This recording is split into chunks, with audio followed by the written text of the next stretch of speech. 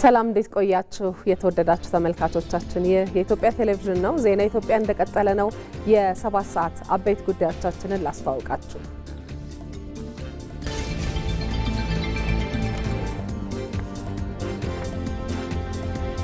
በምክክር ጉባኤ የተራራቁ ሐሳቦችን በማቀራረብና በማስታረቅ መግባባትን ለማምጣት በምክክሩ እየተሳተፉ ያሉ አስታራቂ ሽማግሌዎች ሚናቸውን እየተወጡ ነው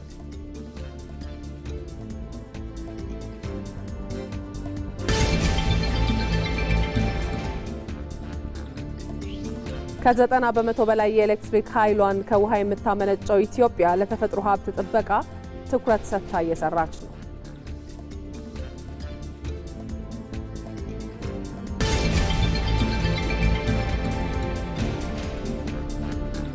የጥፋት ጥምረቱ ጽምዶ ተልእኮው ለኢትዮጵያ ብሔራዊ ጥቅሟን የሚያስከብርላትን መንግስት ማሳጣት ቢሆንም የግብጽ የእጅ አዙር ፖለቲካ የኢትዮጵያን ሕዝብ የልማት ጉዞ አያቆመው።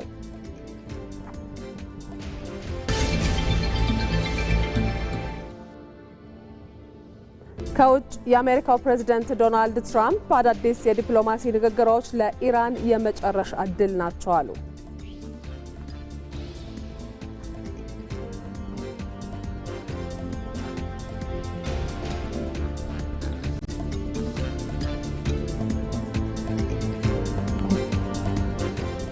ተመልካቾች ዜና ኢትዮጵያን እየተከታተላችሁ ቆይታችሁን ከኛ ጋር እንድታደርጉ በአክብሮት እንጋብዛችኋለን።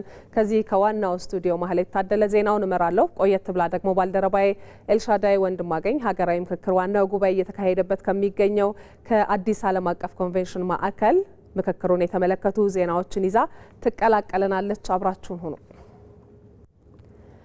የጥፋት ጥምረቱ ጽምዶ ተልእኮው ለኢትዮጵያ ብሔራዊ ጥቅሟን የሚያስከብርላትን መንግስት ማሳጣት ነው። ይሁን እንጂ የግብጽ በባንዳዎች ላይ የተመሰረተ የእጅ አዙር ፖለቲካ የኢትዮጵያን ሕዝብ የልማት ጉዞ ሊያቆመው አይችልም።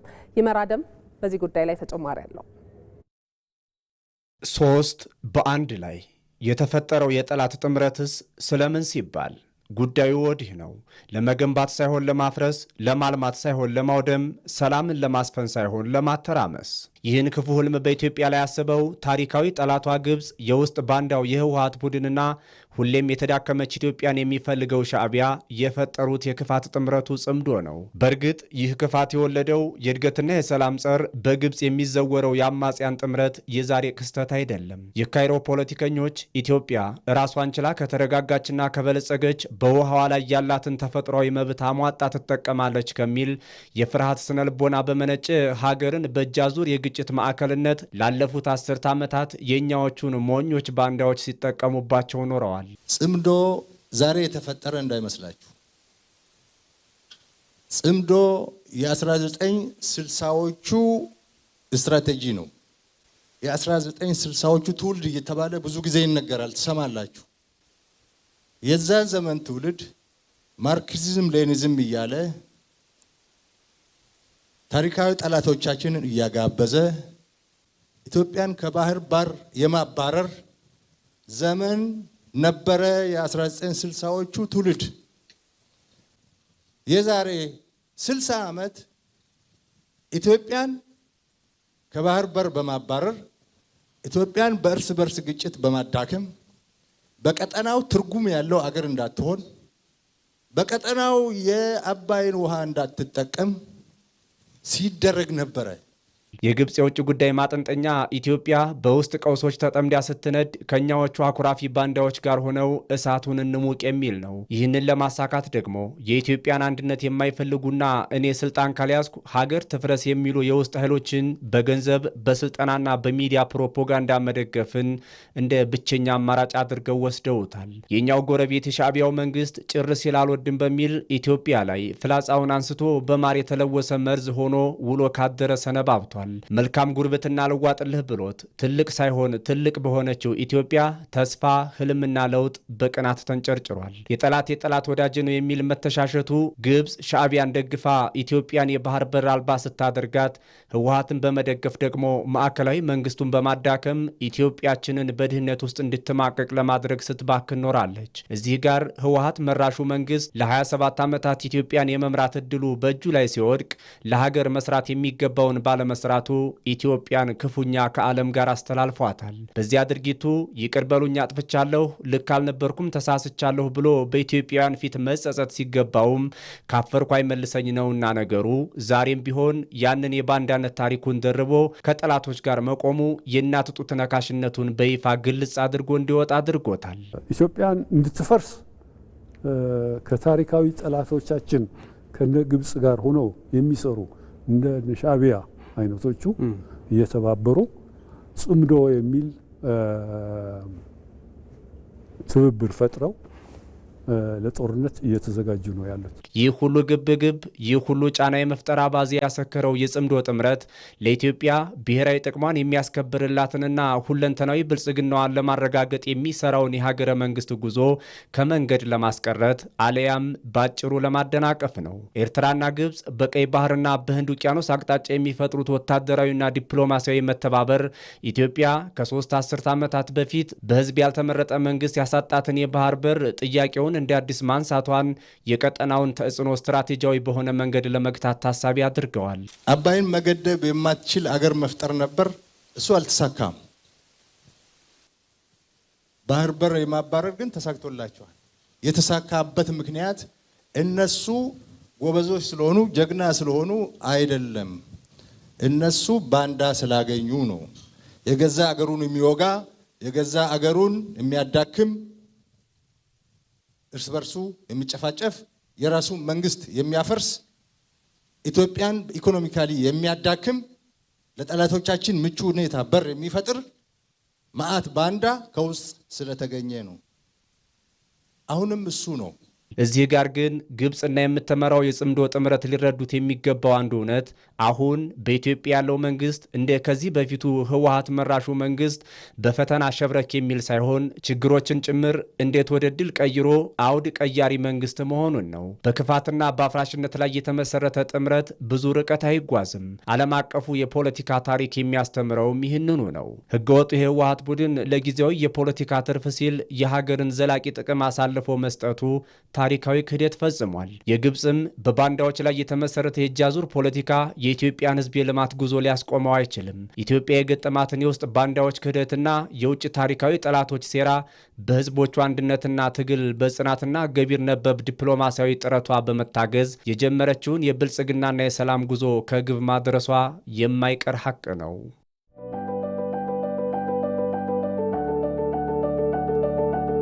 በለጠ ወልዴ ይባላለሁ። ከማዕከላዊ ኢትዮጵያ ከጉራጌ ዞን ሰንኮፉን ነቅለን ወደ ጥሩ በጎ ከመጣን ኢትዮጵያ ከፍ የምናደርግበት ጊዜ አሁን ይመስለኛል። ስሜ ቡንካሾ ዋንጌ ይባላል።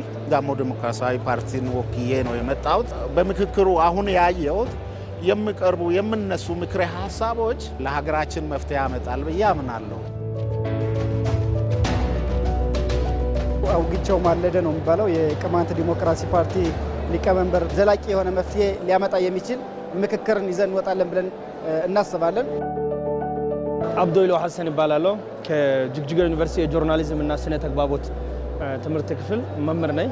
ይሄ ምክክር መድረክ ወደ አንድ አባትና ልጆች የምንለው ወደዛ እንዲመጣ የሚያደርገን ነው። አረጋ ሽፈራ ይባላለሁ። የመጣሁት ከሳውዝ አፍሪካ ነው። ለሀገር ይጠቅማል የምለው ሁሉንም የትኛውን ነገር እንዲያደርጉ እድል መፍጠሩ ኢትዮጵያ ነገ አድጋ በልማት በሁሉም አቅጣጫ ትልቅ ሀገር እንድትሆን ትልቅ አስተዋጽኦ አለ ብዬ አስባለሁ። ኤርሚያስ ድንበሩ ይባላለሁ። ከደቡብ ኢትዮጵያ ክልል ከጋሞ ዞን ነው የመጣሁት። ወጣቱ እቺን ሀገር በአፍሪካ ታላቂቷን ኢትዮጵያ መገንባት የሚችልበት እድል በእጁ ነው ያለው። ይህን እድል መጠቀም ነው ያለበት። ስሜ ትንሳኤ በቀለ ይባላለሁ። የመጣሁት ያው ከማዕከላዊ ኢትዮጵያ ክልል ነው። አንድ ኢትዮጵያን እንገነባለን ብዬ ነው የሚያስበው። እንደኛ ጥሩ ነገር ሰርተን ሀገራችንን ከፍ እናደርጋለን። ጠላቶቻችን አንገታቸው እንዲደፉ እናደርጋለን። ሙሳ አብዲ ይባላለሁ። ከሶማሌ ክልል የእምነት ተቋም ወክዬ ነው የመጣሁት። ከዚህ ምክር በኋላ አዲስ ፀሐይ፣ አዲስ ኢትዮጵያ ከመጀመሪያ የተለየች ኢትዮጵያ እንደምትሆን ትልቅ ተስፋ አለኝ።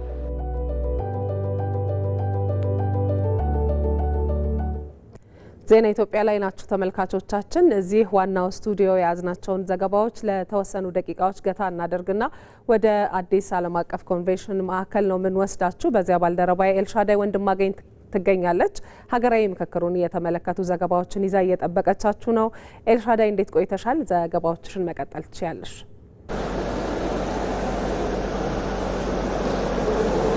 አመሰግናለሁ መሀሌት። እንዴት ውላችኋል ተመልካቾቻችን? የሀገራዊ ምክክሩ ከሚካሄድበት ከአዲስ ኢንተርናሽናል ኮንቬንሽን ማዕከል ደግሞ አጠር ላለ ደቂቃዎች ዜናዎችን ወደ እናንተ አደርሳለሁ። ኤልሻዳይ ወንድማገኝ ነኝ፣ አብራችሁን ሁኑ። ወደ ቀዳሚው ዜና አልፋለሁ። በሀገራዊ ምክክሩም ሆነ በማንኛውም የታሪክ አጋጣሚ ውስጥ ሂደቱ ውጤቱን ይወስነዋል የሚል እውነታ እጅግ መሰረታዊ መርህ ነው። የምክክሩ ውጤት አሳማኝ ተቀባይነት ያለውና ዘላቂ ይሆን ዘንድ ሂደቱ አካታችነትና የባለቤትነት ስሜት የሚፈጥር ግልጽና የመደማመጥ ባህልን እያዳበረ ሊሆን ይገባል። የኢትዮጵያ ሀገራዊ ምክክር ጉባኤ ውጤቱ ተአማኒ እንዲሆን ሂደቱ ምን ይመስል ነበር የሚለውን ደግሞ ሪፖርተራችን ቤተልሔም ገረመው ትነግረናለች። የአንድ ህንፃ ጽናት የሚወሰነው በምድር ስር በሚጣለው መሰረት ጥንካሬ እንጂ ከላይ በሚቀባው ቀለም አይደለም። ሂደቱ ውጤቱን ይወስነዋል እንዲሉ የሀገራዊ ምክክራችን የመጨረሻ ውጤትና ዘላቂ ስምምነት ተቀባይነት የሚያገኘው ዛሬ እየተከናወነ ባለው ሂደት ግልጽነት፣ ቅንነትና አሳታፊነት ነው። የታሪካችን አቅጣጫ ሊቀየር የሚችለውም ውጤቱን ብቻ በመናፈቅ ሳይሆን ለውጤቱ መቃናት በሚካሄድበት መንገድ በጥንቃቄ መራመድ ስንችል ነው። አባቶቻችን ፍርሃት ያበዛ መንገድ ይስታል ይላሉ። ዛሬ በሀገራችን እየተካሄደ ያለው የምክክር መድረክም ታሪካዊነቱ የሚመነጨው ተመካካሪዎቹ ካላቸው እውነተኛ ፍርሃት አልባ ነጻነት ነው። በዚህ መድረክ ላይ የማይነካ የማይነሳ የኢትዮጵያ አጀንዳ የለም። የዘመናት ቁስሎቻችን፣ ያደሩ ጥያቄዎቻችን፣ የልዩነቶቻችን መንስኤዎችና የወደፊት ህልሞቻችን ማጠንጠኛ የሆኑ አጀንዳዎች ሁሉ ያለምንም ገደብ ወደ መድረኩ መጥተዋል። ከምንጩ የጠራ ውሃ አይበላሽም እንዲሉ የቀጣይ ትውልድ እጣ ፈንታ የሚወሰነው ዛሬ በምናካሄደው የመወያያ መድረክ ስኬት ነው። ታላላቅ ሀገራት የተገነቡት በምክክር ውጤት ብቻ ሳይሆን ወደ ውጤቱ ያደረሳቸው መንገድ በጽኑ የእውነትና የፍትህ መሰረት ላይ የተገነባ ስለነበር ነው። ሂደቱ ራሱ የቀጣዩ ማህበራዊ ውል ማጽኛ ማህተም መሆንም ይችላል። ይህ የምክክር ሂደት የተለመደ የፖለቲካ መድረክ ሳይሆን የሀገራችንን የታሪክ መስመር የሚያቀና ታሪካዊ ክስተት ነው። መጀመሪያ ሂደቱ አሳታፊ፣ ሂደቱ አካታች፣ ሂደቱ የሁሉም ድምፅ እንዲሰማ ያደረገ ህዝብ እውቀትን መሰረት ያደረገ ሲሆን ፕሮሰሱ አሳማኝ ሲሆን ደፍነትሊ ውጤቱ ማሳማኝ ይሆናል። ሳይመካከሩ የተራራቁ ይበተናሉ እንደሚባለው ለዘመናት በልባችን ይዘነው የኖርነውን ቁስል በግልጽ ውይይት ማከም አሁን የተጀመረው የምክክር ሂደት ዋነኛ ጥንካሬ ነው። ዛሬ የምናደርገው እያንዳንዱ ውይይት፣ የምንሰጠው እያንዳንዱ ሀሳብና የምናደምጠው እያንዳንዱ ድምፅ የነገዋን ኢትዮጵያ የሚያንጽ ትልቅ ጡብ ነው። በግልጽነት ላይ የተመሰረተ ምክክር ህዝብ በሂደቱ ላይ ሙሉ እምነት እንዲኖረው ያደርጋል። እምነት ደግሞ ለቀጣዩ ሀገራዊ ስምምነት የማዕዘን ድንጋይ ነው። የኢትዮጵያ ሀገራዊ ምክክር ኮሚሽን ከምስረታው ጀምሮ አካታችና ግልጽ እንዲሆን ጥረቶች ተደርገዋል። በታህሳስ ወር 2014 ዓ.ም በህዝብ ተወካዮች ምክር ቤት በአዋጅ ህጋዊ እውቅና ያገኘው ይህ ኮሚሽን 11 ገለልተኛ ኮሚሽነሮችን በመሰየም ነበር ስራውን የጀመረው። ኮሚሽኑ ወደ ዋናው ጉባኤ ከመሻገሩ በፊት የቅድመ ዝግጅት ስራዎችን፣ የተሳታፊዎችን የመለየት ሂደት እንዲሁም አጀንዳ የማሰባሰብ ስራዎችን በየክልሎቹ ሲያከናውን ቆይቷል። በሂደቱ ከ1200 በላይ ወረዳዎች ከ200 ሺህ በላይ ተወካዮችን አሳትፈዋል። ይህ ሂደት አጀንዳዎች ከታች ወደ ላይ የመጡበትን አዲስ የውይይት ዑደት የተከተለ ነበር። እውነተኛ ሰላምና መግባባት የሚመጣው ሁሉንም ድምፅ እኩል በማዳመጥ እንጂ አጀንዳዎችን በመደበቅ ወይም የተወሰኑትን በማግለል አሊያም ውይይትን የሚያኮሰምን ተረክ በመፍጠር አይደለም። የምክክሩ ሂደት ታማኝነት የሚለካው በችግሮቻችን ጥልቀት ልክ ለመወያየት ባለን ድፍረትና ቁርጠኝነት ላይ ይሆናል። ለዚህ ደግሞ ከ8ቱ ጥቅል የመወያያ አጀንዳዎች መካከል ከዚህ ቀደም አይነኬ የነበሩ እንደ ህገ መንግስትና የመንግስት አስተዳደር ጉዳዮችን ኢትዮጵያውያን እየመከሩባቸው መሆኑ አስረጂ ነው። ለውጥ ከመጣ 8 ዓመት ነው። 8 ዓመት ሙሉ እኮ ያሸነው ይቆይ አንቀድም ህገ መንግስት ያልነው የንጉሱን ህገ መንግስት የደርግ መንግስት መቅደዱ፣ የደርግን መንግስት ህገ መንግስት የኢህአዴግ መንግስት መቅደዱ ለኢትዮጵያ አልጠቀመም። በዛ መንገድ ከምንሄድ ህዝብ አወያይተን አንቀድም፣ ጠቃሚውን ይዘን የጎደለ ጨምረን የሚሻሻል ካለ እናሻሽላለን ያለው ይሄ ትልቅ ምርታ ይመስለኛል። የምንወያየው የብልጽግና ፓርቲ ወይም የመደመር መንግስት የፈጠራቸውን ችግሮች ለመፍታት አይደለም። ለዘመናት የተከማቹትን አብረን ተወያይተን መልክ እናበጅ፣ አዲስ ሶሻል ኮንትራክት እንፈርም ለማለት ነው። በምክክሩ የማይነካ ከሰማይ በታች የማይነሳ የኢትዮጵያ አጀንዳ የለም። ሳይመካከሩ የተከሉት ዘንድሮ ቢያብብ ለከርሞ ይደርቃል እንደሚባለው በኢትዮጵያውያን ተመካካሪዎች ዋርካ ስር ለዘመናት የቆዩ ማህበራዊና ፖለቲካዊ ቁስሎችን ሙሉ በሙሉ ለማከም የተከለከለ ርዕስ የለም። ከቋንቋ፣ ከማንነት፣ ከታሪክ ትረካዎች እስከ መዋቅራዊ የፖለቲካ ጥያቄዎች ድረስ ሁሉም ሀሳቦች ወደ መድረኩ መጥተዋል። ብዙ ያሉ ሀገሮች ያሉ ጀምሮ የከሸፈባቸው አሉ፣ ያልተሳካላቸው አሉ፣ በመጠኑ የተሳካላቸው ሰዎች አሉ።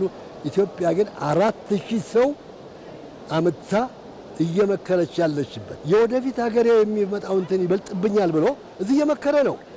ይሄ የሚመክር ህዝብ የሚያወጣው ውጤት ወደፊታችን የምናየውና ተስፋ የሚሰጥ መሆኑን አለ።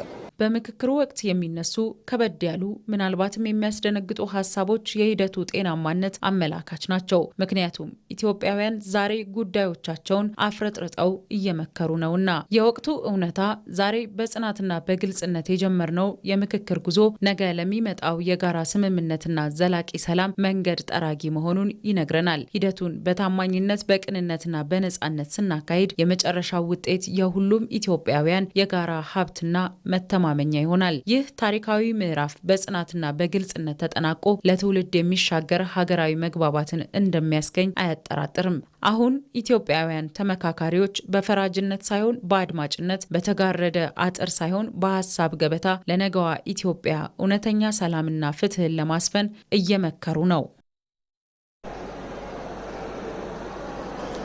የተለያዩ የፖለቲካ አቋም ያላቸው ጦር አንግበው ጫካ ገብተው የነበሩ አካላት በዚህ ምክክር መሳተፋቸው ለሀገራዊ መግባባት ማሳያ ሆኗል።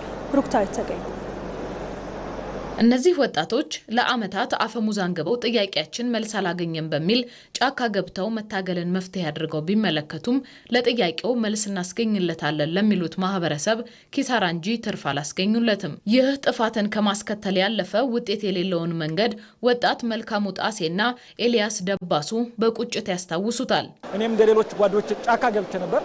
ነገር ግን ዳርቁመን የሚሆን ነገር የለም። ዳርቁመን እንግዲህ እኔ እንደማቀው እኔ በነበርኩበት ብዙ ወንድሞቼ ገብር ያለው እነዛ ወንድሞቼ እነዛ ጓዶቼ ቢኖሩ ለሀገር ግንባታ ጥሩ አስተዋጽኦ ይኖራቸው ነበርና ከሰላም ውጭ አማራጭ የለም። ምክክር ዛሬ ጥያቄዎች በአፈሙዝ ሳይሆን በጠረጴዛ ዙሪያ ለመፍታት ሁሉን ያሰባሰበ ትልቅ መድረክ ሆኗል። ምክክር ኮሚሽኑም ሁሉም ዜጋ ስለ ሀገሩ ይመለከተዋል፣ ጥያቄውን ማንሳትና መወያየት ይገባል በሚል ባቀረበው ጥሪም ምክክርን በመምረጥ በርካቶች ትጥቃቸውን ጥለው ተሳታፊ ሆነዋል። ጦርነት በጥቅሉ ዳሜጅ ነው፣ ሀገርን ያፈርሳል፣ ወደ መበታተን ያደርሳል ጦርነት ማለት ነው። ስለዚህ ከጦርነት ወጥቶ ቁጭ ብለን ችግራችን ቁጭ ብለን እንፍታ።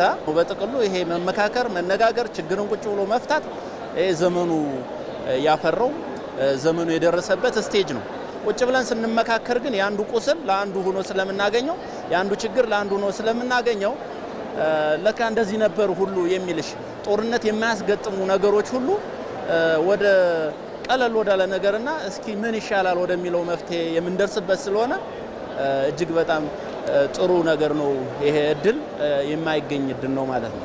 ከሰላም ውጪ ለሀገር እድገትም ሆነ ለነገ ህልውናችን ሌላ ሁነኛ አማራጭ የለምና ሰላማዊ መንገድ ትተው ጫካ የገቡትም ያለፉት የትግልና የመከራ ዓመታት ትርፍ የሌላቸውና የትኛውንም አለመግባባት በሰላማዊ መንገድ መፍታት ብቸኛ መፍትሄ መሆኑን አስተምረዋል። ቴክኖሎጂ ለመጠቀም ዓለም ከደረሰበት ወይም ግሎባላይዜሽን የምንለውን አንድ ጫፍ አንድ እኩል ለመሆን አንድ አስተሳሰብ ባንቁማ ለመሄድ ሰላም ስለሚያስፈልግ የኢትዮጵያ መንግስት ሰላም ላይ በተለይ ደግሞ ዲሞክራሲን ኤክሰርሳይዝ ለማድረግ ተመካከረን ምናልባት ለመንግስትም ግባት ሆኖ አዲስ ለውጥ የሚመጣ ከሆነ ኢትዮጵያ አይደለም እንደ ሀገር ለህዝቦቿ ይቅርና ለምስራቅ አፍሪካም ብሎም ለአፍሪካ ለተለያዩ ዓለማት ቀጣይም ትሩፋት ይዞ እንደሚመጣን ይማምናለሁ። አሁን ላይ ሀገር የምንገነባበት መንገድ ጦርነት አይደለም፣ ከዘመኑ ጋር መሄድ መቻል አለብን። ስለዚህ አሁን ላይ መመካከርን ባህል አድርገን መገዳደልን ግን ጎጂ ባህል መዝግበነው ነው የምናልፈው። ከሀገራዊ ምክክሩ ሂደቶች የሚገኘው ውጤት አስተማማኝ ሰላማዊ ተጠበቀች ሀገር ለመፍጠር የሚያስችል ትልቅ እርምጃም ነው። ከዚህ ምክክር በኋላ ያሉ ጥላቻዎችና የሐሰት ትርክቶች እዚሁ ጥለናቸው ነው የምንሄደው። አንዱ አንዱን የሚጨቁንበት መንገድ የለም።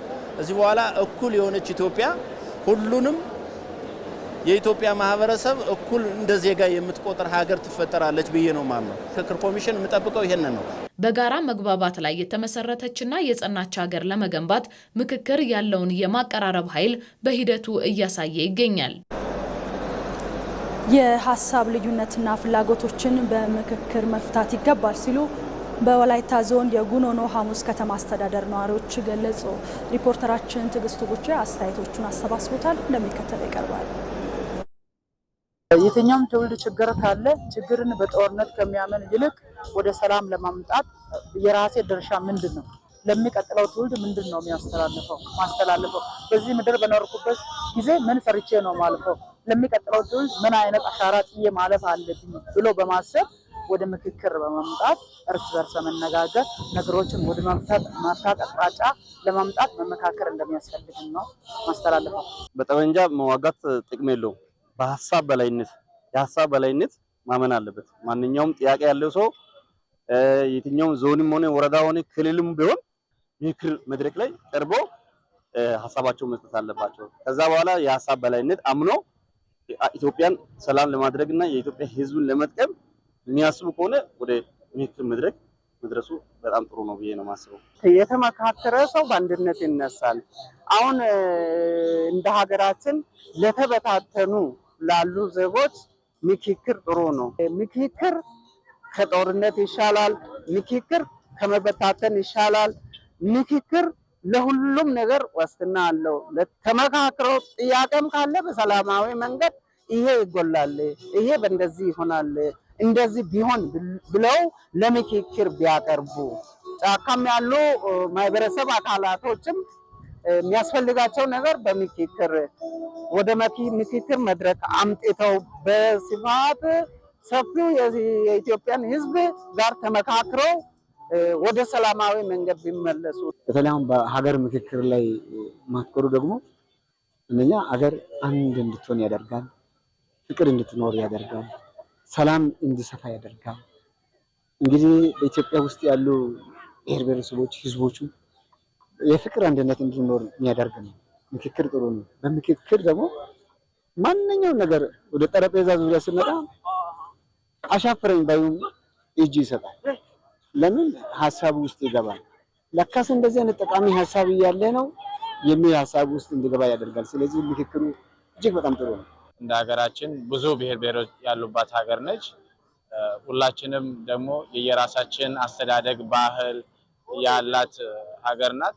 እቺ ሀገር ደግሞ በሰላም እንድትኖር እያንዳንዱ ማህበረሰብ ክፍል የየራሱን ድርሻ እንዲወጣ ይፈለጋል። በዚህ ደግሞ እያንዳንዱ ሰው የየራሱን ሀሳብ በወንበር ዙሪያ መፍታት መቻል አለበት።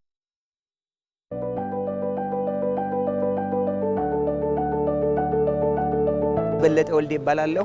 ከማዕከላዊ ኢትዮጵያ ከጉራጌ ዞን ሰንኮፉን ነቅለን ወደ ጥሩ በጎ ከመጣን ኢትዮጵያ ከፍ የምናደርግበት ጊዜ አሁን ይመስለኛል። ስሜ ቡንካሾ ዋንጌ ይባላል። ጋሞ ዲሞክራሲያዊ ፓርቲን ወክዬ ነው የመጣሁት። በምክክሩ አሁን ያየሁት የሚቀርቡ የሚነሱ ምክረ ሀሳቦች ለሀገራችን መፍትሄ ያመጣል ብዬ አምናለሁ። አውግቸው ማለደ ነው የሚባለው የቅማንት ዲሞክራሲ ፓርቲ ሊቀመንበር ዘላቂ የሆነ መፍትሄ ሊያመጣ የሚችል ምክክርን ይዘን እንወጣለን ብለን እናስባለን። አብዶይሎ ሐሰን ይባላለሁ። ከጅግጅጋ ዩኒቨርሲቲ የጆርናሊዝም እና ስነ ተግባቦት ትምህርት ክፍል መምህር ነኝ። ይሄ ምክክር መድረክ ወደ አንድ አባትና ልጆች የምንለው ወደዛ እንዲመጣ የሚያደርገን ነው።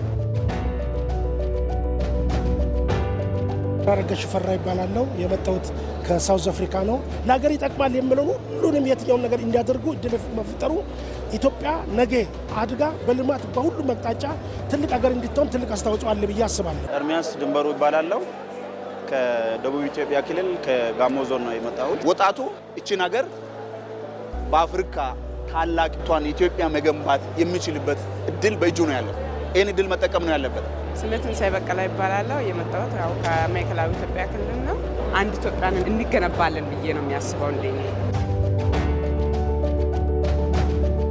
ጥሩ ነገር ሰርተን ሀገራችንን ከፍ እናደርጋለን። ጠላቶቻችን አንገታቸው እንዲደፉ እናደርጋለን። ሙሳ አብዲ ይባላለሁ። ከሶማሌ ክልል የእምነት ተቋም ወክዬ ነው የመጣሁት። ከዚህ ምክር በኋላ አዲስ ፀሐይ፣ አዲስ ኢትዮጵያ ከመጀመሪያ የተለየች ኢትዮጵያ እንደምትሆን ትልቅ ተስፋ አለኝ።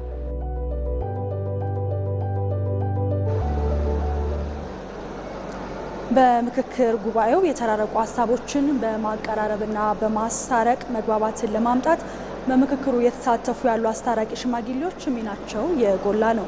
በምክክር ሂደቱ የኛ የሚል እሳቤን መትከል ጠንካራ ኢትዮጵያን ለመፍጠር ወሳኝ ነው። መስከረም ቸርነት ሀጂ ቢያ አባ መጫ ይባላሉ። አስታራቂ ሽማግሌ ናቸው። በመጡበት ኦሮሚያ ክልል ጅማ ከተማ በሀገር ሽማግሌነት የካበተ ልምድ አላቸው። በማህበረሰብ ውስጥ የሚፈጠሩ አለመግባባትና ተቃርኖችን በብልሃት በመፍታት እርቅና ሰላም እንዲወርድ መግባባት እንዲፈጠር ሲሰሩ ኖረዋል።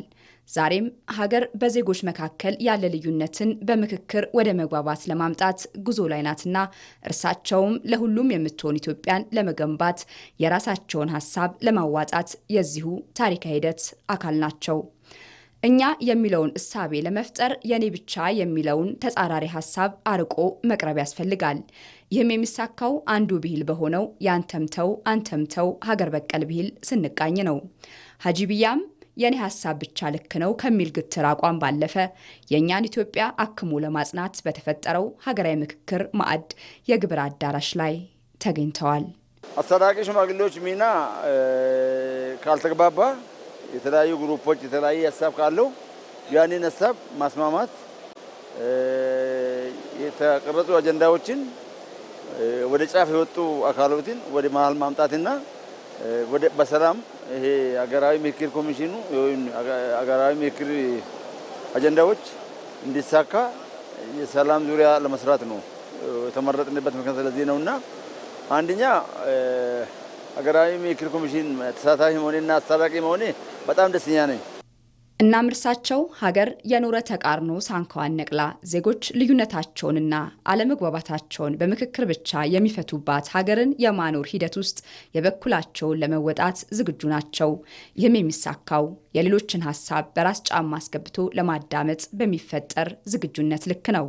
በጣም ጠቃሚ ነው። ምክንያቱም ሀገር ሽማግሌ ባላንስ ነው፣ እኩል ነው የሚናገረው፣ ለግራና ቀኝ አይቶ ነው የሚወስነውና ያንን ባለው ልምድ ባለኝ ልምድ ማለት ነው ይሄንን በሰላማዊ መንገድ በእርቁ ሀገራዊ ምክክር ኮሚሽን በሰላም እንዲሳካ ከፍተኛ ሚና እኔ ብቻ አይደለም ወደ 15 ምናምን ሰዎች ነኝና እነዚህ ሀገር ሽማግሌዎች በሙሉ ያልተግባቡበትን አጀንዳዎች ላይ እንዲግባቡ እንዲስማሙ ለማድረግ ትልቅ ሚና እንጫወታለን።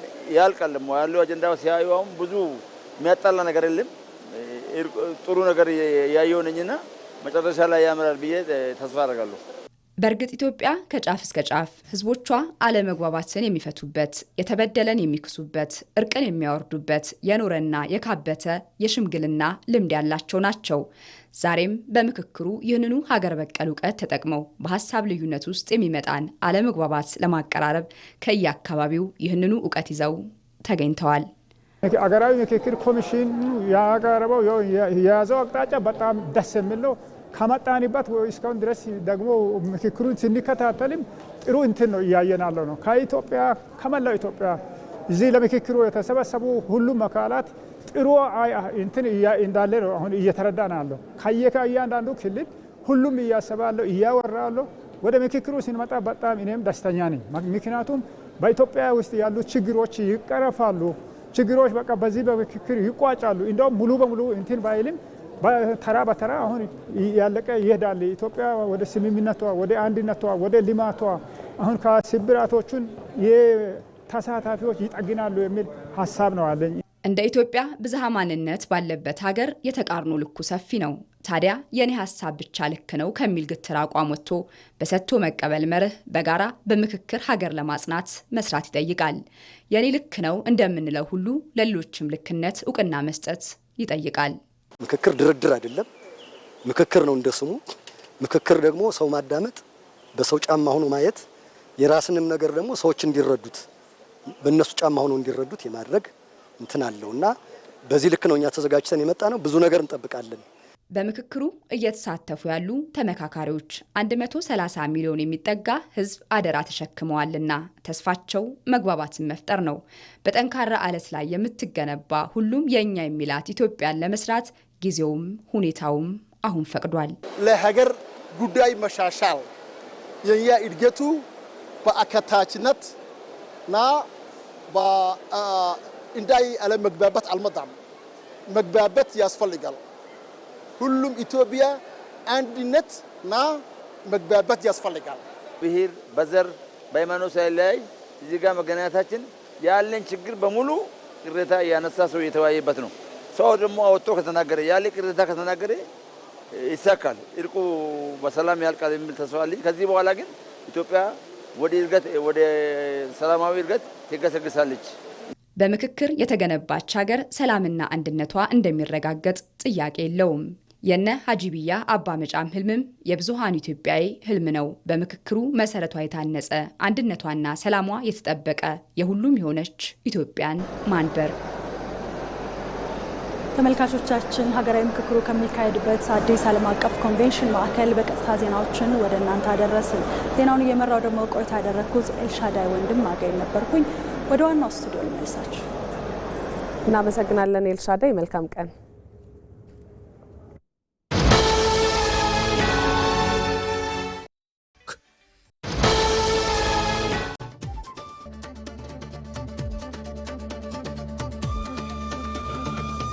ኢትዮጵያውያን ህብረት አላቸው። ለሚፈልጉት ነገር ለሀገራዊ ፍላጎት፣ ለሀገራዊ ትልም በጋራ ይቆማሉ።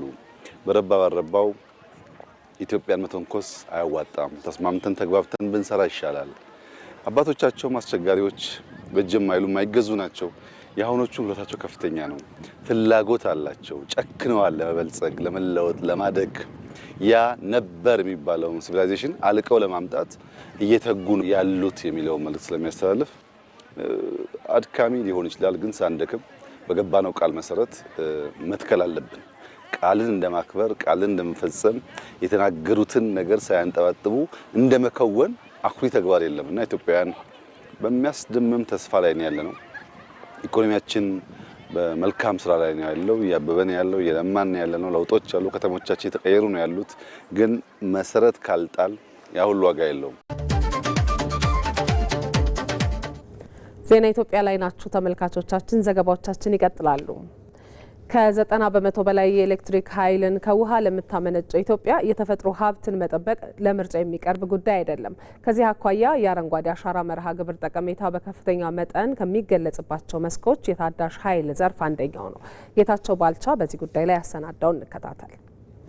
በመኖሪያ ቤታችን ጨለማን ገፋ ብርሃን ከምትሰጠን አምፖል ለምግብ ማብሰያ የምንጠቀምበት ምድጃ እስከ ዕለት ተዕለት መገናኛችን የሆነው የእጅ ስልካችን ባትሪ መሙያ የኃይል ምንጭ መነሻ የት እንደሆነ ቆም ብለን አስበን እናውቃለን? 90 በመቶ የሚሆነው የሀገራችን የኤሌክትሪክ ኃይል የሚመነጨው ከውሃ ነው። ይህም ማለት የኢትዮጵያ ብርሃን የውሃ ስጦታ ሲሆን፣ ውሃ ደግሞ የደንና የዛፎች ስጦታ ነው። ዝናብ ከሰማይ ወርዶ መሬቱን አረስርሶ ወደ መሬት ዘልቆ በመግባት የከርሰ ምድር ውሃን የሚያበለጽገው በገጸ ምድር የሚፈሱ ወንዞችን የሚያጎለብተው በምድሪቱ ላይ ባለው የደን ሽፋን ልክ ነው። ዛፎች ደመናን ጠርተው ዝናብን አዝንበው የኢትዮጵያን ኃይል ማመንጫ ተርባይኖች ያንቀሳቅሳሉ።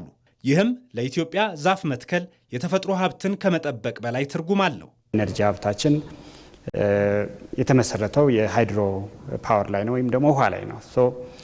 የውሃ ሀብታችን ምንጩ ላይ ስንጠብቀው በቂ የሆነ ውሃ እንድናገኝ እናደርጋለን። ተራሮቻችን ሲጠበቁ ሎካል የሆነውን የሃይድሮሎጂ ውህደቱን ስለሚቀይረው በቂ የሆነ ዝናብ እንድናገኝ ያስችለናል። አንድ ችግኝ በተከልን ቁጥር አንድ ህይወት እየሰጠን እንደሆነ ነው ማሰብ ያለብን። ተፈጥሮ ምቹ የሆነች በሄደች ቁጥር በዛ ልክ ከወለዷ ተጠቃሚ እንድንሆን ነው የሚያደርገንና የተፈጥሮ ወለድ ብለን ከምንለው አንዱ የውሃ ሀብት ነው። ኢትዮጵያ በ2011 ክረምት በአረንጓዴ አሻራ አንድ በላይ የጀመረችው የችግኝ ተከላ አሁን ላይ 48 ቢሊዮን በላይ ደርሷል። እነዚህ ችግኞች አድገው ዛፍ እየሆኑም ነው። የዝናብ መጠን እንዲጨምር በማድረጋቸውም የኃይል ማመንጫ ግድቦች የሚይዙት የውሃ መጠን ከፍ እንዲል እያደረገ ነው። ይህም አረንጓዴ አሻራ ለኢትዮጵያ ታዳሽ ኃይል ልማት ያለውን ትልቅ ጠቀሜታ አጉልቶ ያሳያል። ከፍታማ አካባቢ ላይ ወይም ተራራዎች አካባቢ ላይ የምንሰራው የደን ልማት ስራዎች ከግርጌ ላይ ያሉ ምንጮች እንዲጎለብቱ፣ የከርሰ ምድር ውሃ ሀብታችን እየጨመረ እንዲመጣ፣ ወንዞቻችን ተመጣጣኝ የሆነ ፍሰት ዓመቱ ሙሉ እንዲኖራቸው ያደርጋል። ይሄ በቅርብም ባደረግናቸው አንዳንድ የአሰስመንት ስራዎች ወንዞቻችን ላይ ምን ያህል ለውጥ እያመጣ እንደሆነ ማየት ተችሏል።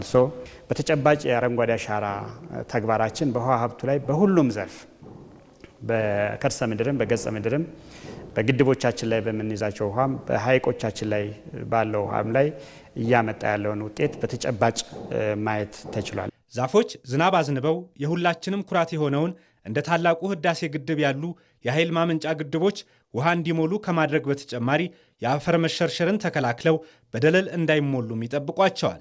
ቢሊዮኖች የወጣባቸው እነዚህ መሰረተ ልማቶች ዓመታትን ተሻግረው አገልግሎት እንዲሰጡም ያደርጋሉ። ኮሌክቲቭሊ እንደ አንድ ሰው ሳይሆን ተደምረን በተሰባሰበ ኢትዮጵያዊነት ስሜት የሆነ ሀብት ለነገ ኢንቨስት የማድረጉ ልምምድ ከዚህ ቀደም እምብዛም ያልነበረ በመሆኑ አሁን ይህን ጉዳይ ካስቀጠል ነው ለልጆቻችን ምን ሊያመጣ እንደሚችል በቀላሉ መገመት ይቻላል። ግድብ ስንገድብ ውሃ ስንይዝ የግሪን ሌጋሲው ስራ ባይሰራ ኖሮ ሌላ ኪሳራ አለበት። በቂ ዝናብ አናገኝም። ውሃው ሲሄድ በከፍተኛ ደረጃ አፈር ይሸረሸራል። ይህ በጣም ጎርጅ የበዛበት ቀጠና ነው። ከግሪን ሌጋሲው ጋር ተያይዞ በቢሊየንስ የተከል ነው በዚህ በተፋሰስ ቀጠና ላይ እሱም በከፍተኛ ደረጃ ውሃው እየጨመረ ግን ደግሞ አፈር ደለል እየሞላ እንዳይሄድ ያደርጋል። ያ ኢንቨስትመንታችን ደግሞ ግድባችን እንዲከላከል ያደርጋል። የደን ሀብትን ማሳደግ፣ የውሃ ምንጮችን መጠበቅና አፈርን ከመሸርሸር መከላከል የሀገራችንን የኃይል ዋስትና የሚያጠናክሩ መሰረታዊ ስራዎች ናቸው። በአረንጓዴ አሻራ የተመዘገበው ስኬትም የዚህን እውነታ በግልጽ ያሳያል። በቢሊዮኖች የሚቆጠሩ ችግኞች ዛሬ እያደጉ ደን እየሆኑ ነው። ይህም የተፈጥሮ ሀብትን ከመጠበቅ ባሻገር ለሀገሪቱ የኢኮኖሚ እድገት፣ ለኃይል ልማትና ለዘላቂ እድገት የሚደረግ የረጅም ጊዜ መዋለ ንዋይ መሆኑን ያረጋግጣል። አረንጓዴ አሻራ ለአካባቢ ጥበቃ ብቻ የሚከወን አይደለም። የሀገር ልማትን፣ የኤነርጂ ደህንነትንና የትውልድ ተስፋን በአንድ የሚያገናኝ ብሔራዊ እንቅስቃሴ ነው። ዛሬ የምናደርገው ትንሽ ተሳትፎ ነገ የበለጠ ብሩህና ዘላቂ ልማትን ያረጋገጠች ኢትዮጵያ ለመገንባት መሰረት ይሆናል። ይህ ነው የአረንጓዴ አሻራ እውነተኛ ትርጉም። ተፈጥሮን በመጠበቅ የሀገርን የኃይል አቅም ማጠናከር፣ ለትውልድ የሚተርፍ ልማትንም ማረጋገጥ። አንድ ሰው የሚተክለው አንድ ችግኝ ከጊዜ በኋላ ለብዙዎች ጥላ፣ ለአካባቢ ንጹህ አየር፣ ለምድር ደግሞ አዲስ ሕይወት ይሆናል። በኢትዮጵያ በአረንጓዴ አሻራ መርሃ ግብር ሚሊዮኖች ሲሳተፉ በቤታቸው ልማድ ያደረጉ ቤተሰቦችም አሉ። በችግኝ ተከላ ቀን ብቻ ሳይወሰኑ የተተከሉትን ችግኞች በመንከባከብ አረንጓዴ አሻራ የአንድ ቀን ዘመቻ ሳይሆን ዘላቂ ኃላፊነት መሆኑንም ያረጋግጣሉ። መቅደላዊት ደረጀ በአንድ ቤተሰብ ቤት ተገኝታ ያሰናዳቸዋለ። ከራስ አንደበት ተከታትለን እንመለስ። ወይዘሮ ሰላማዊት አለማየሁ ይባላለሁ። አሁን ላይ የቤት እመቤት ሆኜ ልጆችን በማሳደግ ላይ እገኛለሁ። ግቢን አረንጓዴ ማድረግ የጀመርኩት የዛሬ 3 ዓመት አካባቢ ነው። ወደዚህ ግቢ እንደገባን ያው ግቢው ለአትክልትም አመቺ ነበረ። በዛ ምክንያት ነው ወደ ልማት የገባሁት። ከዚህ በፊትም አረንጓዴ ነገር አትክልት መትከል በጣም ወድ ነበር። በነበርኩበት ቦታ አካባቢ ባለችን ቦታ ላይ አትክልቶችን የመትከል የመንከባከብ ልምድ ነበረኝ። ልክ ወደዚህ ግቢ ደግሞ እንደገባን በቃ ቀጥታ ከአትክልት ነው ስራዎቻችንን የጀመርነው። ልጆቹ ሁሉም በአሁኑ ሰዓት አትክልት በጣም ይወዳሉ፣ ይንከባከባሉ። የየራሳቸው አትክልቶች አላቸው። ይሄ የኔ ነው፣ ይሄ የኔ ነው፣ ስሞች አላቸው። በቃ የየራሳቸውን አበባ ይኮተኩታሉ፣ ውሃ ያጠጣሉ፣ ይንከባከባሉ በደንብ። የኔ ያደገች ያንተ ገና ነች ይባባላሉ፣ ይፎካከራሉ። እና በፉክክር ውስጥ እንደውም በደንብ ነው የሚይዟቸው አበቦች። ደስ የሚል ነገር ነው፣ ለአይን ማራኪ ነው፣ ንጹህ አየር የምታገኝበት ነገር ነው። የሚመጣው ሰው በጣም ይደሰታል፣ እኛም ስናያቸው በጣም እንደሰታለን። በጣም ብዙ ጥቅም ነው ያገኘንባቸው። በግቢያችን ውስጥ የተለያዩ አትክልቶች አሉ። ዳማከሴ፣ ጤና አዳም፣ አሪቲ፣ የተለያዩ አትክልቶች አሉ። እንደዚሁም ደግሞ በቃ ዛፎች፣ አረንጓዴ ዛፎች በብዛት አሉ እንዳይሻቸው። ለምግብነት እንደውም በባለፈው ክረምት ቆስጣዎች ተክለን ነበር፣ ጎመኖች ተክለን ነበር። ደርሶ በልተናቸው ነው። አሁንም ደግሞ ተክለናል። የአረንጓዴ አሻራ በሀገር አቀፍ ደረጃ መሆኑ ለእኛም አስተዋጽኦ አለው። ችግኞች በሚታደሉ ጊዜ ችግኞች እናገኛለን፣ አምጥተን እንተክላለን።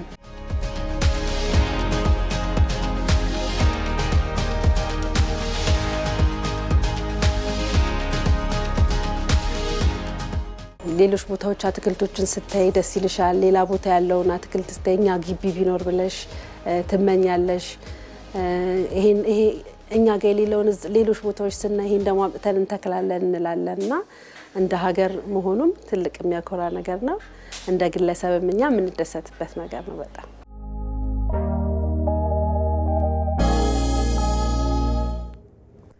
በምስራቅ ሸዋ ዞን ሉሜ ወረዳ ለ8 ተከታታይ ዓመታት በአረንጓዴ አሻራ የተሰራው ስራ ተራቅቶ የነበረ አካባቢን ሙሉ በሙሉ እንዲያገግም አስችሏል። የአካባቢው ስነ ምህዳር ወደ ቀደመው ቦታ መመለስ ለአካባቢው ነዋሪዎች የገቢ ምንጭ መሆንም ችሏል። ሜሮን በረዳ ይህ በዙሪያ የምትመለከቱትና ወደ 15 ሄክታር የሚሆነውን ቦታ የሸፈነው የደን ይዞታ ከ8 ዓመት በፊት የአረንጓዴ አሻራ መርሃ ግብር ሳይጀመር እጅግ የተራቆተ የአፈር መሸርሸርና የጎርፍ አደጋ የተጋረጠበት እንዲሁም ምንም አይነት ምርት የማይሰጥ የደን ሽፋን የሌለው ገላጣ መሬት እንደነበረ የአካባቢው ነዋሪዎች ያስታውሳሉ። ከዚህ በፊት ይሄ ቦታ ምንም የሌለው የተበላ የተሸረሸረ ቦታ ነበር። በውሃ ተቦርቡሮ ከከተማ ከአዳማ አካባቢ ቆሻሻ መጣያ እና እነኚህ የግመል አጥንት የከብት አጥንቶች ነበር የሚጣሉት እዚህ አካባቢ ላይ እና ምንም አይነት የደን ሽፋን የሌለው ባዶ ቦታ ነው። ለ8 ተከታታይ ዓመታት በአረንጓዴ አሻራ አማካኝነት የተጀመረው አካባቢውን አረንጓዴ የማልበስ ስራ ደግሞ ይህን አካባቢ አሁን በሚታየው መልኩ ሙሉ በሙሉ ወደ አረንጓዴነት ቀይሮታል።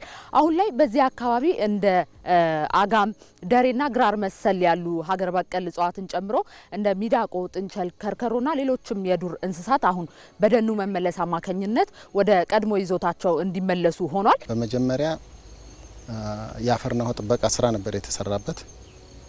የተለያዩ የእርከን አይነቶች ተሰርተዋል። ከርከን ባሻገር ትልልቅ ገደሎች ነበሩ። እነኛ ገደሎች በጋቢዮን እንዲታሰሩ ተደርጓል። ያ ከሆነ በኋላ በስነ ህይወታዊ ስራ የተለያዩ የዛፍ ችግኞች እዚህ ውስጥ የተተከሉ ሲሆን ከዛ ባሻገር አካባቢው ከንክኪ ነጻ ስለተደረገ ምንም አይነት የእንስሳት ንክኪ የሰውም ሆነ የእንስሳት ንክኪ ላይ ነጻ ስለተደረገ በፊት የነበሩት ሀገር በቀል ዛፎችም በራሳቸው ጊዜ እየተመለሱ አሁን እንደምታዩት ሙሉ በሙሉ አፈሩም የተመለሰ መሬቱ የዳነና ሙሉ በሙሉ በደን የተሸፈነ ገጽታን ይዟል።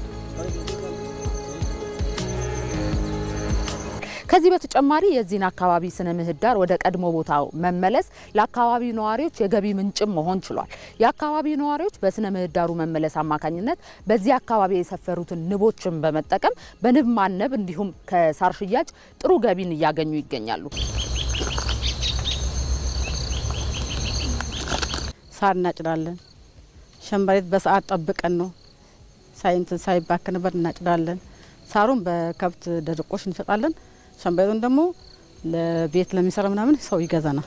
ከዛ ደግሞ እነዚህ ሲታይ ደግሞ ደረቅ እንጨቶችን ከውስን ቆርጠን ሸጠን ያው ወደ ማህበራችን እንትናለን ገቢ እናስገባለን ማለት ነው። አሁን ደግሞ ንብ ደግሞ አስገብተናል። ከንብ አበባ ስለሚፈልግ የንብ ቀፎ እዛ ጋር አለ። ከንብ ብዙ ጥቅም አግኝተናል። ቦታው ለኢኮ ቱሪዝም በጣም ምቹ ነው። አንዳንድ ለዛ የሚሆኑ ነገሮችም ተሟልተውላቸዋል። በቀጣይ ደግሞ እዚህ አካባቢ የመዝናኛ ቦታን በመመስረት ከዛ ገቢ እንዲያገኙ በቀጣይ የሚሰራ ይሆናል። እንደ ሀገር ደግሞ በዚህ የአረንጓዴ አሻራ መርሃ ግብር በሚሊዮን የሚቆጠሩ ዜጎች የስራ እድል እንዲያገኙ ከመሆኑም ባሻገር የሀገሪቱ የደን ሽፋን ከነበረበት 15 በመቶ በታች ወደ 24 በመቶ ከፍ እንዲልም አድርጎታል። አረንጓዴ አሻራን የተመለከቱ ዘገባዎቻችን እንደቀጠሉ ናቸው ተመልካቾች። የወላይታ ዞን አርሶ አደሮች በዓለም አቀፍ የካርበን ገቢ ተጠቃሚ መሆን ችለዋል። የወላይታ ሁምቦ ደን ፕሮጀክት የተራቆጡ ተራሮችን መልሶ በማልማት የአየር ንብረት ለውጥን ለመከላከል ከፍተኛ አስተዋጽኦ እያበረከተ ነው። የሁምቦ አርሶ አደሮች እስካሁን ከ193 ሚሊዮን ብር በላይ የካርበን ገቢ ማግኘት ችለዋል። መማር ይበልጣል። የወላይታ ዞን ከ18 ሄክታር በላይ የተከለለ ደን ባለቤት ሲሆን በዚህም በዓለም አቀፍ ካርበን ፕሮጀክት በሚገኝ ገቢ ተጠቃሚ ነው። በዞኑ በተለያዩ ወረዳዎች ከ28 ሺህ በላይ ዜጎች በ48 ህብረት ስራዎችና በ4 ዩኒየኖች ተደራጅተው ደኖችን ይጠብቃሉ። በዞኑ የሚገኘው ሁምቦ ካርቦን ፕሮጀክት ከሚያካልላቸው ወረዳዎች መካከል አበላባያ ወረዳ አንዱ ሲሆን በ3 ማህበራት የተደራጁ የአካባቢው ነዋሪዎች ከሚጠብቁት ደን ተጠቃሚ ሆነዋል።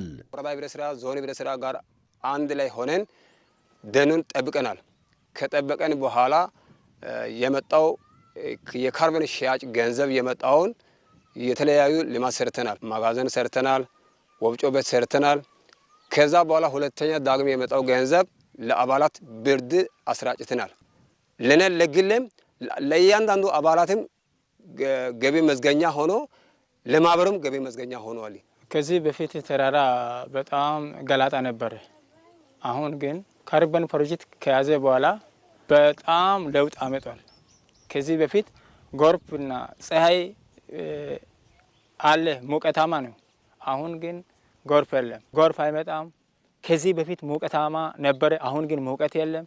በጣም ለውጥ አገኝተናል። በተባበሩት መንግስታት ድርጅት የንጹህ ልማት ስርዓት ተመዝግቦ የሚገኘውና በአፍሪካ የመጀመሪያ የሆነው የወላይታ ሁምቦ ደን ካርበን ፕሮጀክት የተራቆቱ ተራሮችን መልሶ በማልማት የአየር ንብረት መዛባትን ለመከላከል ከፍተኛ ድርሻ አለው።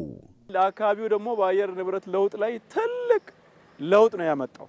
ከዚህ በፊት ቆላማ ነው፣ በጣም ሙቀታም ነው አካባቢው። ይሄ በመኖሩ ቀዝቃዛ አየር ነው የምናገኘው። አካባቢውንም የቀየረ ገቢ ማስገኛም የሆነ እና ትልቅ ሀብት ነው እንደ ወረዳ ያለን። ሰፊ የአካባቢ ጥበቃ ስራ፣ የተፈጥሮ ሀብት ስራዎች ተሰርቷል። ችግኞች የተተከሉበት ሁኔታ አለ። የአየር መዛባትን ከመቀነስ አልፎ ደግሞ ደኖቹ ለምቶ በዓለም ደረጃ ካርበን ሽያጭ ተደርጎ ያንን አካባቢ የተጠቀሙ የጠበቁ አርሶ አደሮች እንዲጠቀሙ ከማድረግ አንጻር በወላይታ በከፍተኛ ስራ የተሰራ ነው ያለው። የሁምቦ 14ኛ ዙር ክፍያ ያገኘበት ሁኔታ አለ። ሌሎች 4ኛ 10ኛ ዙር ያገኘዋሉ።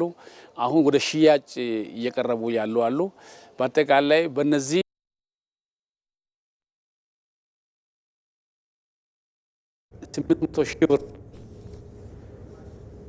ወደ ሌሎች ዘገባዎቻችን እናልፋለን። በችግኝ ማልማት ስራ ላይ የተሰማሩ ስራ ፈጣሪዎች ለአረንጓዴ ልማት ስራዎች የሚያበረክቱት አስተዋጽኦ ከፍተኛ ነው። ለህብረተሰቡም ችግኝን በቀላሉ ከማቅረብ በተጨማሪ ለሌሎች ልማቶች መነሻ መሆን ችሏል። ይህንን በተመለከተ ሪፖርተራችን አገርነሽ አየልኝ ያሰናዳችውን እንከታተል።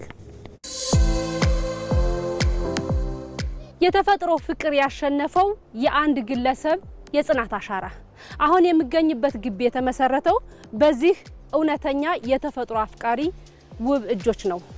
በዚህ ወቅት በመላ ሀገሪቱ የተለያዩ የአረንጓዴ ልማት እንቅስቃሴዎች እየተደረጉ ነው። ለዚህ የአረንጓዴ ልማት እንቅስቃሴ ውጤታማነት ደግሞ በዘርፉ የተሰማሩ ባለሙያዎች አበርክቷቸው እጅግ የላቀ ነው። ዛሬ ታሪኩን ልናካፍላችሁ የወደድነው ግለሰብ ሀብታሙ አዳነ ይባላል። ለመሆኑ ወደዚህ ዘርፍ እንዴት ገባ? ያለፈበት መንገድስ ምን ይመስላል? የሚለውን ከቆይታዬ ታገኙታላችሁ። ተከታተሉኝ። ሰላም ነው።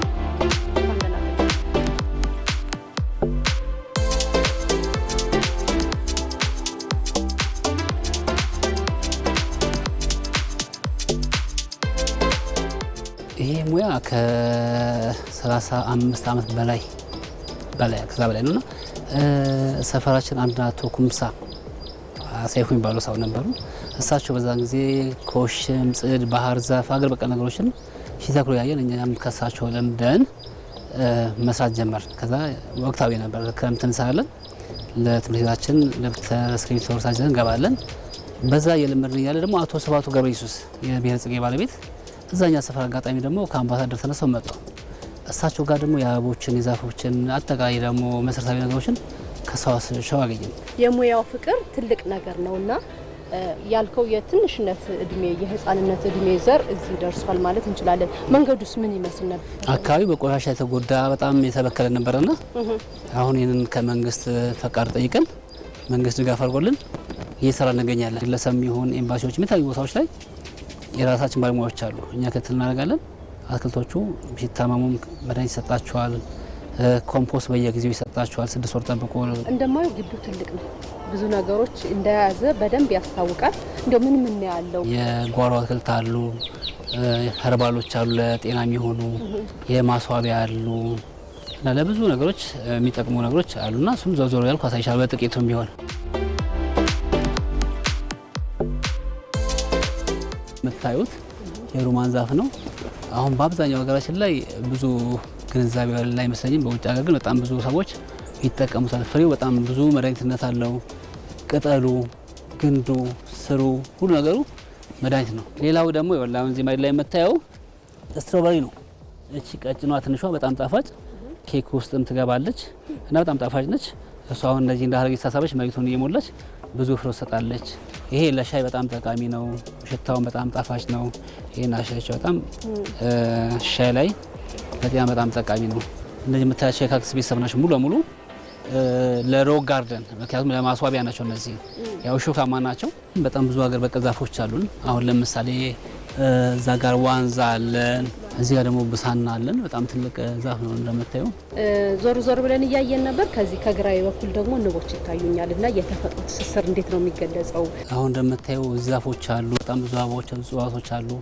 ይሄ ለንቦቹ የምግብ ዋስትና ነው። ንቦቹ ደግሞ ዛፎችን በማዳቀል የተሻለ ዘር የሻለ ተፈጥሮን ሚዛን እንዲጠብቅ የሚያደርጉ በጣም ትልቅ እንስሳዎች ናቸው። ንቦች በጣም ትልቅ ተአምር የሚሰሩ ናቸውና ተያያዥ ናቸው። በዚህ ሙያ የተሰማራችሁ ባለሙያዎች እንደ ሀገር እየተሰራበት ላለው የአረንጓዴ ልማት እንቅስቃሴ አስተዋጽኦአችሁ ምንድን ነው? በተለይ እኔ ደሜ ውስጥ ተቀላቅሏል። ይሄ ሙያ በጣም የምወደው በጣም የማከብረው ትልቁ ነገር ምንድነው? በቀሪ ህይወቴ እንደው ታናናሾቹን ትንሾቹን በማሰልጠን ለሀገራቸው ብቁ ለማድረግ እኔ ጋር በጣም ብዙ እውቀት አለ፣ ጓደኞቼን ጋር አለ። ያ ሲቀናጅ ሁሉም ሰው እውቀት ያለው መጥቶ እዚህ ይሰጣል፣ የኛን እውቀት ይዞ ይሄዳል ማለት ነው። በግቢ ደስ የሚል ጊዜ አሳልፍ ያለው ለነበረን ጊዜ እጅግ በጣም ነው የማመሰግነው። ተመልካቾች በስፍራው ያደረኩት ቅኝት ይህንን ይመስል ነበር። ዞር ዞር ብለን እንደተመለከት ነው እጅግ ዓይንን የሚስብና ደስ የሚል መልክዓ ምድር ያለበት ግቢ ነው። ምልከታዬ ይህንን ይመስላል።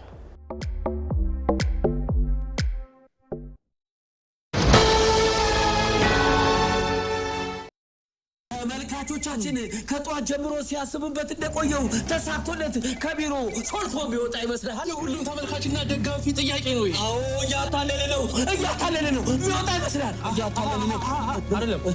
አለቃው ወጥታለች። ምትይዘው ይመስላል። ያመለጠ ይመስላል። አሁንም እያታለለ ነው። እንደበራ ነው። በሩ ጋር ሲደርስ ተያዘ። ይሄ ማስጠንቀቂያ የሚያሰጠው ይመስላል።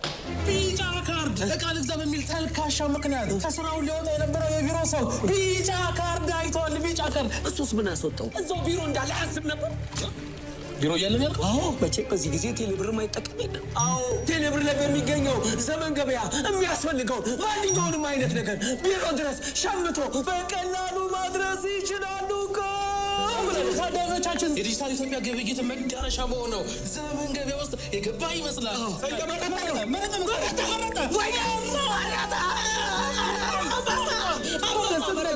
ይሄንን ቀሚስ ባይገዛ ኖሮ አልቆለት ነበር።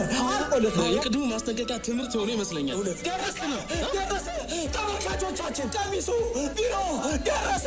ከተባለ ምን አይነት ብቃት!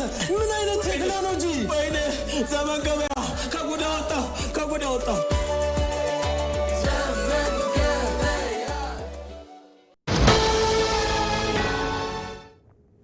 ዜና ኢትዮጵያ እንደቀጠለ ነው ተመልካቾች። አሁን ወደ ውጭ ዘገባችን እንሻገራለን። የአሜሪካው ፕሬዝዳንት ዶናልድ ትራምፕ አዳዲስ የዲፕሎማሲ ንግግሮች ለኢራን የመጨረሻ እድል ናቸው አሉ። ተሄራን በበኩሏ የአሜሪካ የባህር ከበባ ከቀጠለ ዩናይትድ ስቴትስ የጦር ኃይሎቿ ለከፍተኛ ጉዳት ይዳረጋሉ ብላለች። ሰለሞን ገዳ ተጨማሪ አለው። በአሜሪካና በኢራን መካከል ያለውና 5 ወራት ያስቆጠረው ግጭት ወደ አዲስ ወታደራዊና ዲፕሎማሲያዊ ምዕራፍ ተሸጋግሯል። የዩናይትድ ስቴትሱ ፕሬዝደንት ዶናልድ ትራምፕ ከቴሄራን ጋር አዲስ ንግግሮች በቅርብ ጊዜ ውስጥ ሊጀምሩ እንደሚችሉ ጠቁመዋል። ይህ ድርድር ኢራን ስምምነት ላይ ለመድረስ ያላት የመጨረሻ ዕድል ነውም ሲሉ ፕሬዝደንት ዶናልድ ትራምፕ አስጠንቅቀዋል። ትራምፕ ቀደም ሲል በፔንታጎን የቀረበላቸውንና በሺዎች የሚቆጠሩ ሰዎችን ሕይወት ሊያጠፋ የሚችል ግዙፍ የቦምብ ጥቃት እቅድ በክልሉ ሀገራት ጥያቄ ምክንያት ማገዳቸውንም ገልጸዋል። እንደ ትራምፕ ማብራሪያ ኢራን የኒውክለር መርሃ ግብሯን ማቆምና የሆርሙዝ ሰርጥን ብቸኛ ተቆጣጣሪነቷን መተው ይኖርባታል። በሌላ በኩል አሜሪካ በኢራን ወደቦች ላይ የጣለችውን የባህር ከበባ አጠናክራም ቀጥላለች ነው የተባለው። በሰኔ ወር አጋማሽ ስምምነቱ መፍረስ በኋላ የተጣለው ከበባ ተከትሎ የአሜሪካ ጦር ኃይል ቢያንስ 44 የንግድ መርከቦችን አቅጣጫ እንዲቀይሩ አድርጓል። 2 መስመራቸውን ማሳጣቱንና 2 ደግሞ በቁጥጥር ስር መዋሉንም አስታውቋል። የኢራን ከፍተኛ ወታደራዊ አማካሪ ሞሰን ረዛኢ ለአሜሪካ ማዕቀብና የባህር ከበባ ምላሽ በሰጡበት መግለጫቸው የዋሽንግተን እርምጃ የማይቻል መሆኑን ገልጸዋል። ከበባው የሚቀጥል ከሆነ የአሜሪካ መርከቦችና የጦር ኃይሎች ለከፍተኛ አደጋና ጉዳት ይዳረጋሉ ሲሉ እሳቸው በአጸፋው አስጠንቅቀዋል። ረዛኢ እንደሚሉትም ኢራን በሆርሙዝ ሰርጥ ከወሰነችው ሕጋዊ መስመር ውጪ ሌላ ሁለተኛ የባህር ኮሪደር እንዲከፈት በጭራሽ አትፈቅድም። በተመሳሳይ ወቅት የኢራን ፕሬዝደንት መሱድ ፔዜክሺያኒ ሀገራቸው ድንበሯን በጽናት እንደምትከላከል ነገር ግን ጦርነቱን የማስፋት ፍላጎት እንደሌላትም ተናግረዋል። ፕሬዝደንቱ ኢራን የውስጥ አንድነቷንና ጥንካሬዋን ማጎልበት እንዳለባት ጠቁመዋል። ጠላት እጃችን ውስጥ ገብቶ ማህበረሰባችንን እንዲበትን እድል ልንሰጠውም አይገባምም ብለዋል። በዋሽንግተንና በቴህራን መካከል ቀጥተኛ ንግግር አለመኖሩ ቢገለጽም በኦማን በኳታርና በፓኪስታን አዘጋጅነት የሚደረጉ ዲፕሎማሲያዊ ጥረቶችም እንደቀጠሉ መሆኑ ተሰምቷል። የኢራን የውጭ ጉዳይ ሚኒስቴር ከኦማን ጋር በሚደረገው ድርድር በሆርሙዝ ሰርጥ ጊዜያዊ ነጠላ የባህር መስመር ለመክፈት መስማማታቸውንም አሳውቋል። ይህ እርምጃ በሁለቱ ሀገራት መካከል እምነትን ለመገንባት የመጀመሪያው እርምጃ ሊሆን እንደሚችልም በፖለቲካ ተንታኞች ዘንድ ተገምቷል። በሌላ በኩል ኢራን በካስፒያን ባህር ላይ በደረሰባት የመርከብ ጥቃት ምክንያት በዩክሬን ላይ ልትሰነዘር የነበረውን ወታደራዊ ጥቃት መሰረዟንም ይፋ አድርጋለች። የዩክሬን መንግስት ጥቃቱን ተሳስቶ መፈጸሙን ገልጾ ይቅርታ በመጠየቁና ግጭቱን እንደማይፈልግ በማረጋገጡ ምክንያት ነው የተዘጋጀው ወታደራዊ እርምጃ እንዲሰረዝ የተደረገው ተብሏል። በቀይ ባህርና በፋርስ ባህረ ሰላጤ ባሉ ወሳኝ ባህር መስመሮች ላይ ያለው የመርከቦች እንቅስቃሴ አሁንም በከፍተኛ ሁኔታ እንደቀነሰ ነው የሚነገረው። በሆርሙዝ ሰርጥ ከጦርነቱ በፊት በቀን ከ130 በላይ መርከቦች ያልፉ የነበረ ሲሆን አሁን ላይ ግን በቀን ወደ 6 መርከቦች ዝቅ ብሏል። በባብል መንደብ የሁቲ አማጽያን በሳውዲ አረቢያ ላይ የባህር ከበባ ማወጃቸውን ተከትሎ ደግሞ በቀን ያልፉ የነበሩ መርከቦች ቁጥር ከ41 ወደ 20 ዝቅ ብሏልም ነው የተባለው። ይህ የወደብና የባህር መስመሮች መዘጋት በዓለም አቀፍ ደረጃ የነዳጅ ዋጋ ላይ ተጽዕኖ ሊያሳድርም እንደሚችል ተነግሯል። የቀጠናው ጦርነትና የነዳጅ ዋጋ መጨመር በአሜሪካ የውስጥ ፖለቲካ ላይ ከፍተኛ ተጽዕኖ እያሳደረ ስለመሆኑም ነው ሮይተርስ ያሰባሰበው አዲስ የህዝብ አስተያየት ያረጋገጠው። የፕሬዝደንት ዶናልድ ትራምፕም የህዝብ ድጋፋቸው አሁን ላይ ወደ 35 በመቶ ዝቅ ብሏል ነው የሚለው ሮይተርስ ያሰባሰበው የህዝብ አስተያየት። ይህ ደግሞ ምናልባትም በቀጣዩ ኮንግረስ ምርጫ ላይ የራሱ የሆነ አሉታዊ ተጽዕኖ ሊያሳድርም እንደሚችል እየተነገረ ነው። ፕሬዝደንት ዶናልድ ትራምፕ በበኩላቸው በትሩዝ ሶሻል ገጻቸው ላይ ባሰፈሩት መልእክትም እውነተኛ የህዝብ ድጋፋቸው ከመቼውም ጊዜ በላይ ከፍተኛ እንደሆነ በመግለጽ የሮይተርስን የህዝብ አስተያየት አጣጥለውታል። በአሁኑ ወቅት በአሜሪካና በኢራን መካከል ያለው ግጭት ወደ ረጅም ጊዜ መረጋጋት ማጣት እየሄደ ነው የሚል ስጋት በባህረ ሰላጤው ሀገራት ዘንድም አድሯል። የባህር ከበባው ታዲያ የነዳጅ ዋጋን እንዳያንርና የጦርነት ስጋትን በቀጠናው ላይ እንዳያሳድር ስጋትም አለ ነው የተባለው። ይህን ምክንያትም በማድረግ የቀጠናው ሀገራትና ዓለም አቀፉ ማህበረሰብ ለችግሩ ዘላቂ እልባት እንዲሰጥም ተጠይቋል። በመጨረሻም የስፖርት ዜና ቪኒሺየስ ጁኒየር የረፍት ጊዜውን ጨርሶ ወደ ሪያል ማድሪድ ልምምድ ማዕከል መመለሱ ተነገረ። ብራዚላዊ ኮከብ ከሪያል ማድሪድ ጋር የመጨረሻ ድርድር እንደሚያደርግ ሲጠበቅ፣ አርሰናሎች ተጫዋቹ ውሉን ለማራዘም ካልተስማማ ለማስፈረም በመጠባበቅ ላይ ይገኛሉ። ሀና ታሪኩ ከሰሞኑን በዝውውር መስኮቱ ስማቸው በግንባር ቀደምትነት ከሚነሱ ተጫዋቾች መካከል አንዱ ነው ብራዚላዊ ኮከብ ቪኒሲየስ ጁኒየር። ሀገሩ ብራዚልን በዓለም ዋንጫ የወከለው የሪያል ማድሪዱ ኮከብ ቪኒሲየስ ጁኒየር የረፍት ጊዜውን ጨርሰው ወደ ልምምድም ተመልሰዋል። የ26 ዓመቱ ተጫዋች በዝውውር መስኮቱ ስሙ ከአርሰናል ጋር በመያያዙ የመገናኛ ብዙሃንን ትኩረት ሆኖም ሰንብተዋል። በሰሜን ለንደኑ ክለብ አርሰናል በጥብቅ የሚፈለገው የፊት መስመር ተጫዋቹ ቪኒሲየስ ጁኒየር በሎስ ብላንኮቹ የሚያቆየው የ1 ዓመት ውል ብቻ ቀርቶታል። ተጫዋቹ ውሉን ያራዝማል ወይስ ወደ አርሰናል ያቀናል የሚለው ምናልባት በዚህ ሳምንት እልባት ያገኛል ተብሎም ይጠበቃል። ቪኒሲየስ ጁኒየር የመጀመሪያው ምርጫ በሪያል ማድሪድ መቆየት ቢሆንም ውሉን ለማራዘም ያቀረበው የደሞዝ መጠን ግን ክለቡ ሊከፍለው ፍቃደኛ አለመሆኑ ደግሞ መድፈኞቹን ሊቀላቀልበት የሚችልበት እድል ሊኖር እንደሚችል የጠቆመም ጉዳይ ነው። የኦክስ የእንግሊዝ ፕሪሚየር ሊግ ሻምፒዮኑ አርሰናል በዚህ አጥቂ ላይ ከፍተኛ ፍላጎት እያሳየ ባለበት ወቅትም ቪኒሲየስ ጁኒየር በዚህ ሳምንት ከሪያል ማድሪድ ጋር የውል ማራዘሚያ ድርድር እንደገና ለማድረግ ስለመዘጋጀቱም እየወጡ ያሉ መረጃዎች ያሳያሉ። የውሉ ጉዳይ መፍትሄ ሳያገኝ የሚቀጥል ከሆነ አርሰናል ይህንን ብራዚላዊ ተጫዋች በግራ መስመር አጥቂነት ቦታ ላይ እንደ ዋና የዝውውር ኢላማውን ማስቀምጦታል። ይሁን እንጂ ከዓለም ምርጡ አጥቂዎች አንዱ ወደ ሰሜን ለንደን ሊያመራ ይችላል የሚለው ሀሳብ የደጋፊዎችን ቀልብ ቢስብም ተጫዋቹ በዚህ ክረምት ለዝውውር ክፍት ይሆናል ወይ የሚለው ጉዳይ ግን እርግጥ አለመሆኑ እየተነሳም ይገኛል። ይህም የሆነበት ምክንያት ደግሞ ሪያል ማድሪድ እና የቪኒሲየስ ጁኒየር ወኪሎች ላለፉት 18 ወራት ስለ አዲሱ ውል ድርድር ሲያደርጉ መቆየታቸውም እንደሆነ ዘገባዎች ያሳያሉ።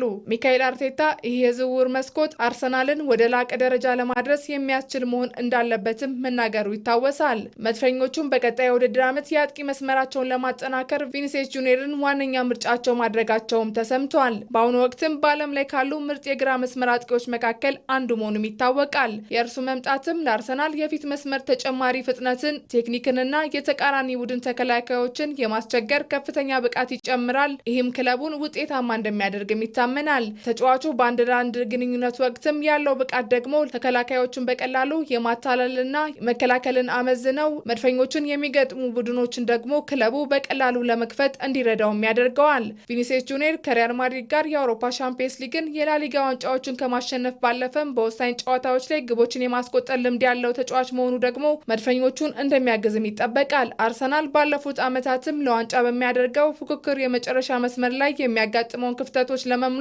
የቪኒሲየስ ጁኒየር አይነት ትላልቅ ጨዋታዎችን የመወሰን አቅም ያለው ተጫዋችን ወደ ስብስቡ መቀላቀሉ ውጤታማ እንደሚያደርገውም ይታመናል። ለሁለተኛ ጊዜ ክለቡን ወደ ኃያልነት የመመለስ ኃላፊነት ተጥሎበት ሳንቲያጎ በርናባው የደረሱት ፖርቹጋላዊ አሰልጣኝ ጆዜ ሞሪኖም ብራዚላዊ ኮከብ በሪያል ማድሪድ እንዲቆይ መፈለጋቸው ደግሞ የአርሰናል ዝውውር እንዳይሳካ ሊያደርግም እንደሚችል ይጠበቃል። ምንም እንኳን ከዚህ ቀደም በቪኒሲየስ ጁኒየር እና በሞሪኖ መካከል ያለው ግንኙነት የሻከረ ቢመስልም በአሁኑ ወቅት ግን በክለቡ የቡድን ግንባታ ላይ ቪኒሲየስ ጁኒየር ወሳኝ ተጫዋች ከሆኑት መካከል መሆኑ ደግሞ ምናልባት በሪያል ማድሪድ ሊቆይ እንደሚችል እንዲጠበቅ አድርጎታል።